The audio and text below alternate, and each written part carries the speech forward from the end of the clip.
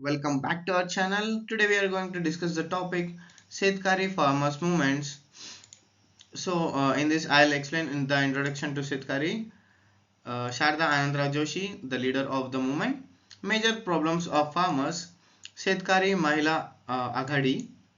I'll explain every topic in brief. Please watch the video till the end.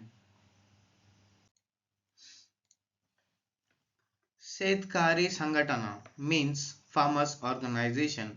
It was started by Sharad Anantrao Joshi, a leader who believed that farmers should have more freedom and better income.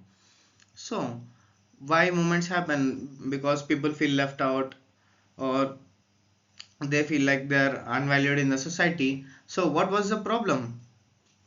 For many years, small farmers in India were struggling.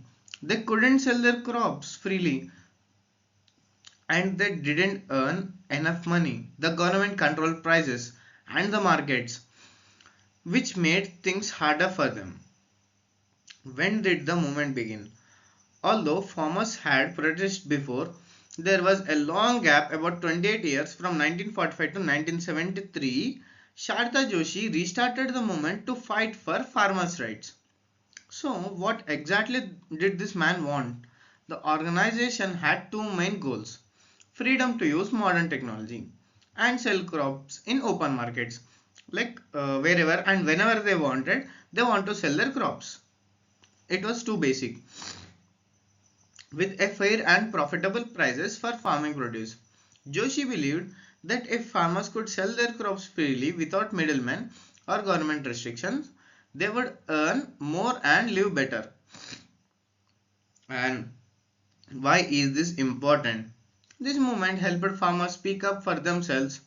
It showed that agriculture isn't just about growing food, it's also about economic justice and freedom. Sharda Anantrao Joshi, the voice of farmers. Sharda Joshi was a powerful leader who stood up for farmers in Maharashtra and across India. He founded the Shetkari Sanghatana, a farmers group that is non-political, meaning it doesn't belong to any political party. Why did Shetkari Sanghatana want?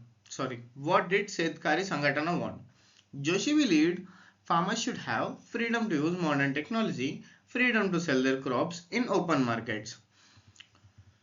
So, he helped the Kisan Coordination Committee (KCC), a group of farmer organizations from over 14 states including Maharashtra, Karnataka, Gujarat, Punjab, Haryana, Rajasthan, Bihar, UP, MP, Odisha, Andhra Pradesh and more. This made farmers' voices stronger across the India. So what they did all do? They fought against unfair policies. Joshi led protest against high electricity bill for farmers, low prices for crops like onion, sugarcane, tobacco, milk, rice and cotton, unfair rural loans that trapped farmers in debt. Joshi's idea was to bring global freedom for farmers. Joshi believed that government control over farming was hurting farmers. What he wanted from the government was less interference from the state, more freedom for farmers to sell globally.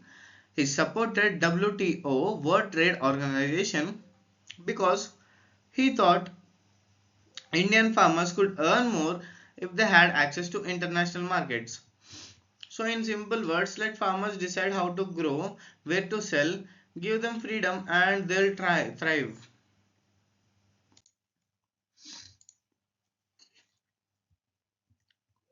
So, what was happening in India? In the years of independence, India saw growing capitalism. A few rich farmers and companies were getting most of the benefits. Promotions of socialism. The government tried to control farming to help everyone, but it didn't always work. The simplification of policies. These were rules that looked good on paper but made small farmers feel powerless. And what was the problem? Small farmers and farm workers were left behind. Rich farmers were privatizing development. taking all the benefits for themselves. This created economic inequality. The gap between rich and poor farmers kept growing. And in 1973, after a long gap of 28 years, Sharad Anantrao Joshi started the Shetkari Sanghatana in Maharashtra. And what did the movement fight against? Both capitalism and socialism. So, what is capitalism and socialism?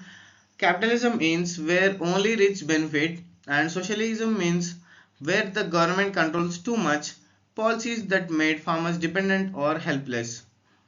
Unequal access to technology markets and fair prices. Joshi believed that farmers should be free to use modern tools, sell their crops in open markets, even fair and profitable prices. I know I'm explaining this again and again, but it is important. This is all you have to write in the exam between the different side headings. Shetkari Mahila Aghida, power to rural women. What is SMA? Shetkari Mahila Agida. SMA is a group started by Sharda Joshi in 1986. It's one of the largest organization of rural women in India. Joshi realized that women in farming families were doing a lot of work but had no rights over land and property. SMA focused on the big issue property rights for women, especially land ownership. So at that time, women had no right to own a property. Most rural housewives work hard on farms, but they didn't legally own the land. SMA said, if women work the land, they should own it too. Lakshmi Mukti program. What's that? SMA launched a powerful campaign called Lakshmi Mukti, which means freedom for the goddess of wealth, Lakshmi. It helped lakhs of rural women to get legal land titles in their own names. See how good to hear that. But yes, they had to go through many struggles to get this. This was a revolutionary step giving women economic independence and respect.